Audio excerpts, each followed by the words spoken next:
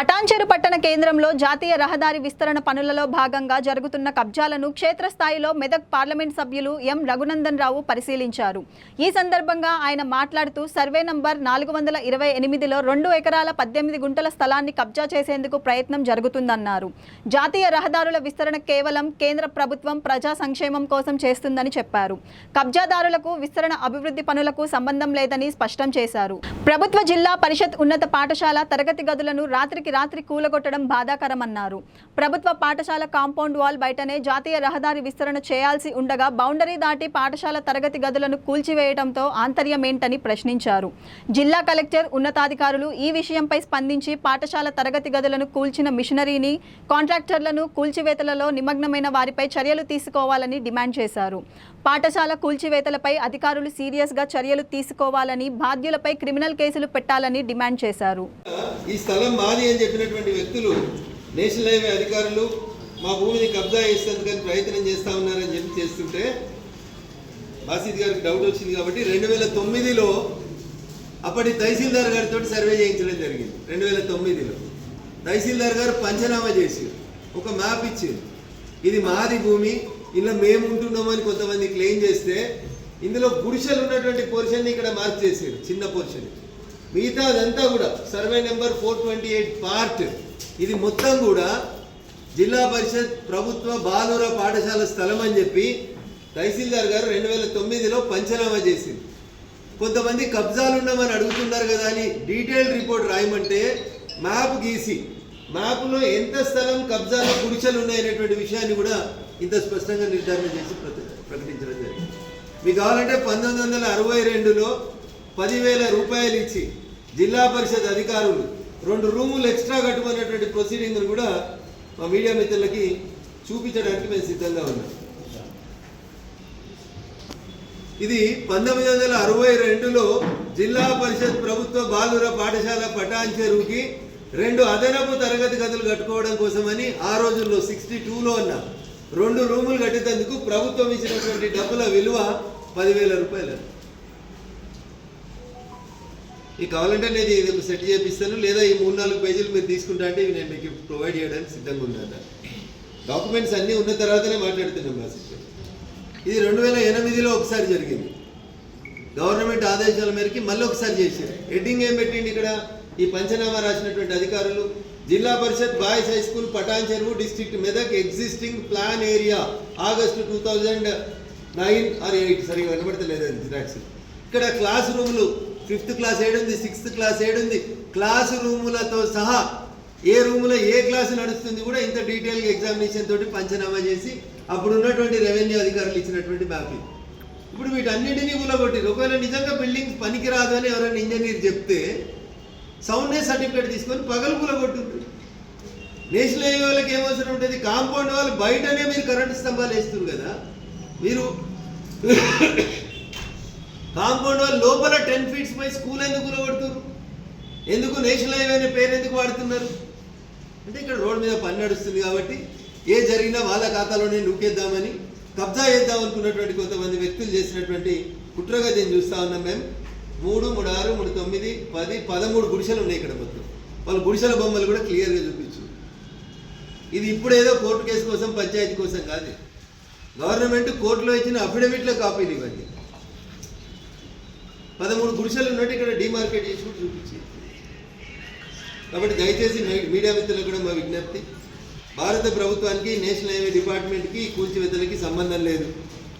ఒకవేళ ఉంటే మళ్ళీ చెప్తున్నా, ఒకవేళ ఉంటే లోకల్ సిట్టింగ్ ఎంపీగా నేషనల్ హైవే అధికారుల మీద కూడా కేసులు పెట్టమని చెప్పి నేనే జిల్లా కలెక్టర్ గారికి, జిల్లా ఎస్పీ గారికి రాతపూర్వకమైనటువంటి కంప్లైంట్ ఇస్తాను. నాకు తెలిసి ఈపాటికే కేసులు నమోదైనాయని నేను అనుకుంటున్నాను. ఒకవేళ నమోదు చేయకపోతే రేపు రాతపూర్వకమైనటువంటి కంప్లైంట్లు తీసుకొని ఈ జడ్జిమెంట్ కాపీలు మ్యాప్లన్నీ తీసుకొని జిల్లా కలెక్టర్ గారికి ఒకటి, ఎస్పీ గారికి ఒకటి ఇచ్చి నేను స్థానిక ప్రజాప్రతినిధిగా కేసు నమోదు చేయమని మళ్ళీ అడుగుతాను. కాబట్టి దయించి సహకరించాల్సిందిగా మా మీడియా మిత్రులకు విజ్ఞప్తి. We are not against any petty vendor or small vendor. Road పక్కన గుడిసెలు వేసుకొని డబ్బాలు వేసుకొని వ్యాపారం చేసుకునే వాళ్ళకి మేము వ్యతిరేకం కాదు. కానీ దాని ముసుగులో భూములు కబ్జా చేస్తామని ఎవరన్నా అంటే మాత్రం 100% దాన్ని అడ్డుకుంటాం, నిలబడి. అది కాదు అని నేను కాదు చెప్పాల్సి. గౌరవ సర్వోన్నత న్యాయస్థానం, ఈ దేశంలో అందరికంటే పెద్ద న్యాయస్థానం అయినటువంటి సుప్రీంకోర్టే వాళ్ళు వేసినటువంటి స్పెషల్ లీవ్ పిటిషన్ని డిస్మిస్ చేసింది. దాంట్లో పిటిషనర్ ఎవరు, కోర్టు ఏం రాసిందో చదవమంటే కూడా ఒక్క నిమిషం మీరు అవకాశం ఇస్తే నేను ఆ జడ్జ్మెంట్ కాపీ ఓపెన్ చేసి ఇప్పుడే చెప్పేస్తాను.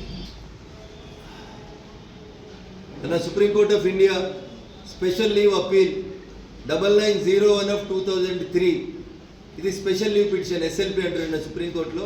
9901/2013, 7382/2013 కేసు వేసింది. State of Andhra Pradesh versus Mohammed Nizam Ali respondent అనే వాళ్ళ మధ్యలో కేసు నడిచింది.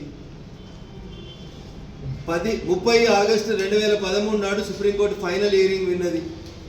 ఫైనల్ హియరింగ్ విని దీంట్లో ఇచ్చింది ఏంటంటే, జడ్జిమెంట్ రాసిన ఆర్డర్ ఏంటంటే, special leave granted in the mean time the impugned judgement will remain stayed. మాది అని భూమి క్లెయిమ్ చేస్తున్న వాళ్ళకి సంబంధించిన జడ్జ్మెంట్ ఏవైతే వచ్చిందో దాన్ని స్టే చేస్తున్నామని సుప్రీంకోర్టు 2013లో ఇచ్చినటువంటి SLP ఆర్డర్ కాపీ. దీని తర్వాత ఇంకెవరి దగ్గర ఏమైనా ఆర్డర్లు ఉంటే ఖచ్చితంగా మాట్లాడడానికి వినడానికి మేము సిద్ధంగా. TRS 10 సంవత్సరాల పాలనలో జరిగినటువంటి భూములు కబ్జాలు ఒక ఎత్తు అయితే, కాంగ్రెస్ పార్టీ అధికారంలోకి వచ్చిన తర్వాత విచ్చలవిడిగా ఎవరికి నచ్చిన రీతిలో వాళ్ళు ప్రభుత్వ భూముల్ని, అసైన్మెంట్ భూముల్ని, పాఠశాలల భూముల్ని, భారతదేశంలో ఉన్న చట్టాలు ఏవి పటాన్చెరు శాసనసభ నియోజకవర్గంలో సంబంధం లేని రీతిలో అసాంఘిక కార్యకలాపాలకి అధికారంలో ఉన్నటువంటి కొంతమంది ప్రజాప్రతినిధులు పాల్పడడం అనేది బాధాకరమైనటువంటి విషయం. నేను ఒక దినపత్రికలో రిపోర్టర్గా పనిచేసినప్పటి నుంచి 2 రోజుల క్రితం అర్ధరాత్రి కూలగొట్టినటువంటి స్కూల్ కాంపౌండ్ వాళ్ళ విషయంలో కానీ, స్కూల్ భవన నిర్మాణం విషయం లోపల కానీ ప్రజల పక్షాన నిలబడి, పాఠశాల ఎప్పుడో 1960 కంటే ముందు కట్టినటువంటి పాఠశాల, అక్కడ ఒక శిలాఫలకం ఉంటుంది. 1962లో అప్పటి జిల్లా పరిషత్ ఉన్నతాధికారులు ఇంకొక 2 రూములు ఎక్స్టెన్షన్ చేసినందుకు, ఆ రోజుల్లో 2 రూములు కట్టడానికి 10,000 రూపాయలని 1962లో జిల్లా పరిషత్ నిధుల నుంచి మంజూరు చేసి పటాన్చెరు నడిబడ్డున ఒక సుమారు 4 ఎకరాల పైచీలకు ప్రభుత్వ బాలుర పాఠశాలల్ని మెయింటైన్ చేస్తుంటే, స్వార్థం కోసం కొంతమంది వ్యక్తులు అధికారులను తప్పుదోవ పట్టించి, జాతీయ రహదారి పనులు జరుగుతున్నాయి కాబట్టి అన్నింటినీ జాతీయ రహదారి ఖాతాలో రాద్దామని, ఆ భూమిని కబ్జా చేయాలని, దాంట్లో వ్యాపారం చేసుకోవాలని కొంతమంది అమాయకులైనటువంటి వ్యక్తులని కోర్టులో కేసున్న విషయాన్ని కూడా తప్పుదోవ పట్టించి రాత్రికి రాత్రి కూలగొట్టడం జరిగింది. నేషనల్ హైవే మీద జరుగుతున్న ఈ తతంగానికి ఆ రోజు రాత్రి జిల్లా కలెక్టర్ గారికి ఫోన్ చేసినాం, DCP గారికి ఫోన్ చేసినాం. పోలీసు ఉన్నతాధికారులు జోక్యం చేసుకున్న తర్వాతనే ఆ రాత్రి అక్కడి నుంచి మిషనరీ బయటకు పోయింది తప్ప అంతకుముందు పోలేదు.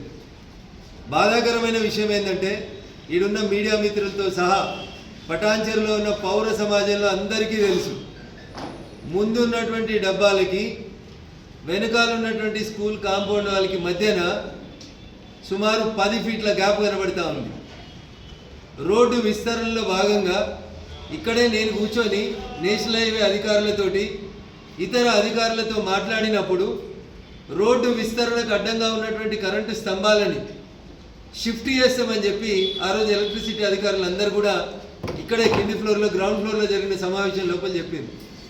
దాంట్లో భాగంగా జాతీయ రహదారి విస్తరణలో భాగంగా రోడ్డు మధ్యలో ఉన్నటువంటి లేదా రోడ్డు బౌండరీలో ఉన్నటువంటి కరెంటు స్తంభాలని తీసి స్కూల్ కాంపౌండ్ వాళ్ళు బయటనే వేసిరు, కొత్తగా వేసినాయి.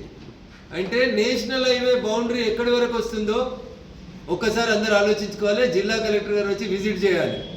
తహసీల్దార్కి చెప్పినా చూస్తాము. 100 కోట్ల విలువ చేసేటువంటి ప్రభుత్వ పాఠశాల భూమి విషయంలో జిల్లా కలెక్టర్ గారి స్పందన తీరు కానీ, రెవెన్యూ యంత్రాంగం స్పందన కానీ బాధాకరమైనటువంటి విషయం. కొంతమంది కబ్జా కోరులకి వత్తాసు పలికే రీతి లోపల జిల్లా రెవెన్యూ యంత్రాంగం పనిచేసింది తప్ప ఇంకొకటి కాదు. కాంపౌండ్ వాళ్ళు బయటనే జాతీయ రహదారి ఎక్స్టెన్షన్ వాళ్ళు కాంట్రాక్టర్ కొత్త పోల్స్ వేసిపోతే స్కూల్ కూడా కొట్టాల్సిన అవసరం ఎన్హెచ్ఓలకు ఏమొచ్చిందనే చెప్పాలి, లేదా కాంట్రాక్టర్కి ఏమొచ్చిందని చెప్పాలి. ఒకవేళ నిజంగా నిజాయితీగా ఆ స్కూల్ కూలగొట్టడం అనేది జాతీయ రహదారి విస్తరణ కోసమే అయితే పొద్దుగల 6 గంటలకు మొదలుపెట్టనుండి రాత్రిపూట చేసిరంటేనే మీరు దొంగల్లాగా పనిచేసిరు. మీ ప్రవర్తన దొంగల్లాగా పనిచేసినట్టు కనబడుతుంది. మాంసం తింటున్నామని మెడల బొక్కలు వేసుకోవడం ఎవడు కూడా.